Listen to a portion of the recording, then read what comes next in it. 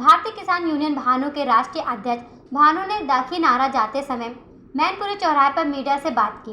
उन्होंने कहा कि राकेश टिकैत ने कांग्रेस और विदेशी फंडिंग से जो आंदोलन चलाया है उससे किसान नेताओं की छवि खराब हुई है। उन्होंने कहा किसान नेताओं की छवि को जितना राकेश टिकैत ने खराब किया है उतना आज तक किसी नेता ने नहीं किया। उन्होंने राकेश टिकैत पर गंभीर आरोप लगाए हैं। और एक महामानव है और संतन छोड़े संतई कोटिक मिले असंत, ऐसे संत हैं, सबको लगा दिया जाएगा हिसाब किताब से।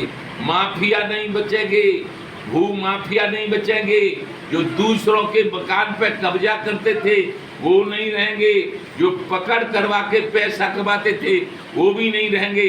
सारी समस्याओं का समाधान हो रहा है, आप विश्वास करिए, धीरे धीरे देखिए। हम तो अब इसीलिए एक महीने में कम से कम 8 दिन तो बात करते हैं केंद्र सरकार के लोगों से और 8 दिन बात करते हैं प्रदेश सरकार के लोगों से और 15 दिन अपने संगठन के लिए घूमते हैं।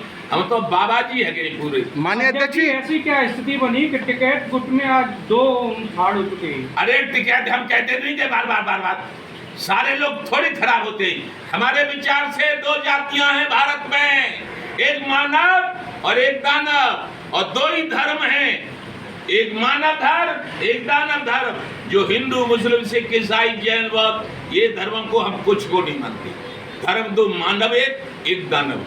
तो अब वो दानवीय प्रवृत्ति से करीब 12-14 महीने कांग्रेस की फंडिंग से जो वहां अत्याचार कर रहा था, अरे आप टिकरी बॉर्डर पर देखते तो पक्के मकान बना लिए, एसी लगा लिए और उनमें टीवी चल रहे हैं, ऐश कर रहे हैं, आराम कर रहे हैं। अब ये बताइए, जब तुम जाके सड़कों पे मकान बना सकती हो पक्के, तो फिर क्या जरूरत है आंदोलन की? गांव में तो मकान है नहीं किसान पे। तो ये फंडिंग से चलने वाले थे। और हमसे तो राजनाथ की ये पीए हैं त्रिपाठी जी, उनने ये भी बताया था, अरे के भानु प्रताप सिंह कांग्रेस से तो चली गई है फंडिंग। अरे फंडिंग विदेशों से उन्हें नाम लिया था कि कनाडा से भी आ रही है। ये खालिस्तानियों से मिलके भारत के द्रोही हो गए थे, देशद्रोही हो गए थे। तो इनके संगठन में भी तो मानव थे, उन मानवों ने इन सबको छोड़ दिया और राक्षसों को अलग कर दिया। अब बुरे काम का बुरा नतीजा एक दिन पाओगे, इंतजार करो बेटा, कुछ ही दिन में जेल खाने को भी जाओगे। राकेश टिकैत जी मानव हैं या दानव हैं? दानव राक्षस, जिसने लूट लिया, आंदोलनों को लूट लिया, किसानों को बर्बाद कर दिया। और किसान नेता की छवि इतनी खराब जितनी राकेश ने की है उतनी दुनिया के कभी किसी ने नहीं कर पाई। बात पे उसने लिया है। हम उनकी किसानों की समस्याएं जी, किसानों की सारी समस्याओं के लिए हम पूरी जिंदगी से लड़े हैं और लड़ते रहेंगे और उनकी समस्याओं का समाधान करवाएंगे। लेकिन इस लोकतंत्र की विडंबना ये रही कि बहुत से राजनेता ऐसे आए और ऐसी पार्टियां आई जिन्होंने किसानों की, मजदूरों की, गरीबों की, महिलाओं की, छात्रों की, नौजवानों की, मजदूरों की, व्यापारियों की, शिक्षकों की कुछ नहीं सोची, केवल अपना पेट भरने में लगे रहे। तो पहले उनका ऑपरेशन करना है। ऑपरेशन का मतलब उनको हटाना है और हटा रहे हैं और हटा दिए। अब योगी बाबा की हम लखनऊ से ही आ रहे हैं।